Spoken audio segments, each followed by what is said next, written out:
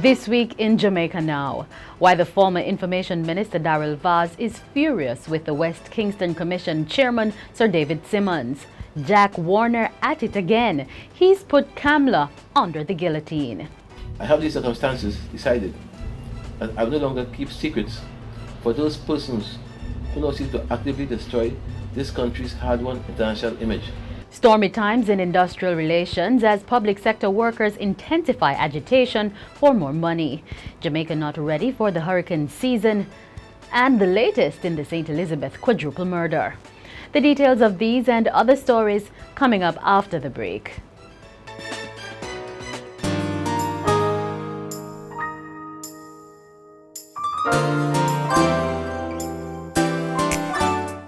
We'll always be there for the moments that will define the rest of your life.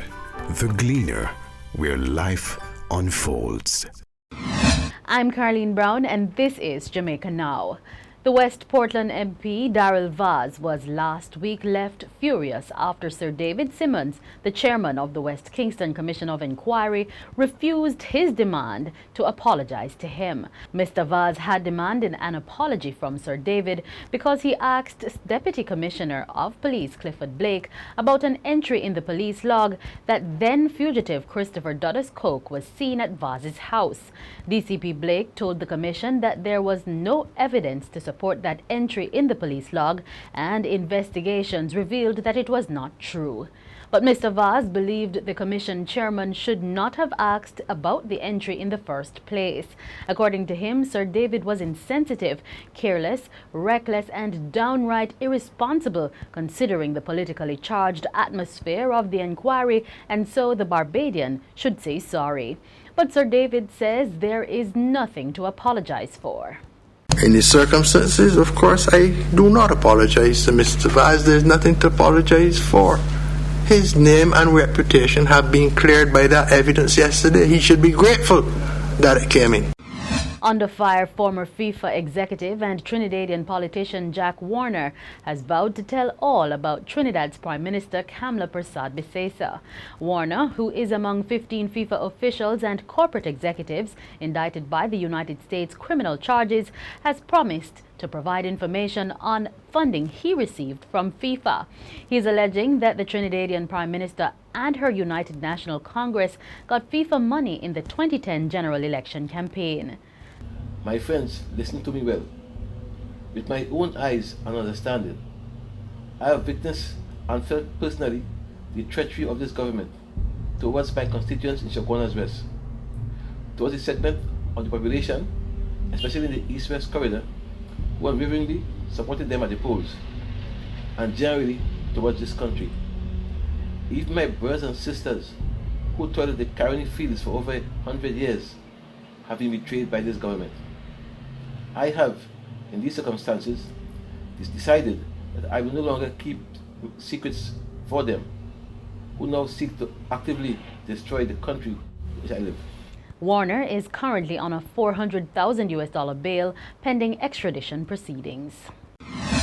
A senior visiting British official has given Jamaica a passing grade on its treatment of UK nationals incarcerated here, but he has raised concerns about the overcrowding and lack of facilities.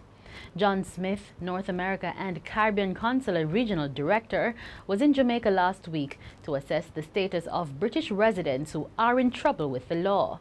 We're here to help Brits who get into trouble. About 177,000 British tourists come to Jamaica every year. I think over the last 5 or 6 years where Britain's economy has been struggling a bit, some of those numbers have come down from, but we see the economy turning around. So we very much hope that the number of people coming back and enjoying this wonderful country increases. And we estimate somewhere between 70 and 100,000 British nationals who live in Jamaica as well. And for the absolute vast majority, they have a wonderful experience. And that's really important for us to underline. It's the very small percentage that either get themselves into trouble or find themselves in trouble that we need to respond to. One of the suspects in the St. Elizabeth quadruple murder is now in police custody, awaiting an ID parade after he surrendered to the police last week. The suspect reported to the Santa Cruz police in the company of his attorney. He is one of 2 men the police believe are responsible for the murders of 4 men in the usually quiet district of Claremont near Newmarket, St. Elizabeth, a week earlier. The police say the 2 men struck during a power outage on May 27 at a shop in Claremont, killing 73-year-old farmer and shopkeeper Ezra Wright, brothers 60-year-old Archibald and George Brown, and 50-year-old farmer Maurice Sanderson. There were stormy periods in the industrial relations climate last week as teachers and police stepped up their protest for a better salary offer.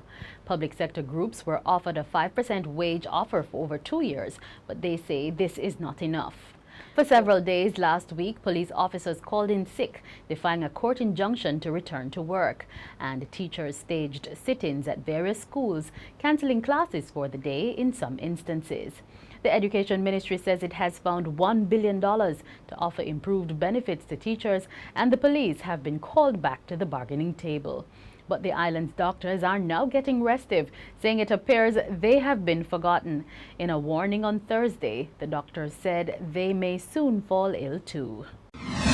Meanwhile, the Minister of Finance, Dr. Peter Phillips, has warned that Jamaica's economic program with the International Monetary Fund could be derailed if it yields to demands for more money. Dr. Phillips says Jamaica has been on a path of reform to strengthen the economy, and this must be allowed to continue. To break the program now is going to be counterproductive even to the very interests of the workers. And the minister without portfolio in the finance ministry, Horace Daly, says if the government is to pay more money, it would have to cut the jobs of 15,000 public sector workers earning up to $1 million a year. It's the start of the 2015 Atlantic hurricane season, and the Jamaican government says it is not prepared. According to the local government minister Noel Arscott, Jamaica is nowhere near where it needs to be. He says the local government ministry has been hard hit following the massive fire at the Riverton City landfill in St. Andrew in March. According to estimates, the fire, which raged for over 2 weeks, will cost the government more than $300 million. The local government minister says he has sought assistance from the finance ministry to cover these costs, but his ministry does not have the cash it needs to adequately prepare for the hurricane season. In the damage-prone southern Clarendon community of Portland Cottage, residents have defied parish council orders and are still building near the sea. And you can send your photos, videos, and stories about buildings, roads, and other structures yet to be restored since any major storm at gleaner.com/myreport. The Gleaner's My Report. See it, snap it, share it. And that's it for this edition of Jamaica Now, your weekly review of the big news stories. Send us your comments at onlinefeedback@gleanerjm.com. You may tune in to Power 106 FM for regular updates. Follow us on Twitter at Jamaica Gleaner and on Facebook at Gleaner Jamaica. I'm Carleen Brown, but before we go, a preview of our interview special with the West Kingston Commission Chairman, Sir David Simmons. Reluctantly, I agreed to be chairman. It was the lady Adina Darby, better known as Rosie, who was given evidence. And there was an interchange between the 2 of us. Some of that was shown on Barbados television. And the people raved about it. And they wanted me to get a DVD of her evidence. Wow. Now she spoke the real battle. I do remember it now, yeah. Real dialect. Yeah. And my friends were asking me, did you understand what she was saying? And I really and truthfully understood. I had a political career, and I kept increasing my majority every election. If we can get that evidence that was not available to Mr. Whittaker, then I don't think that anybody need worry about the outcome of the report. I will assure them that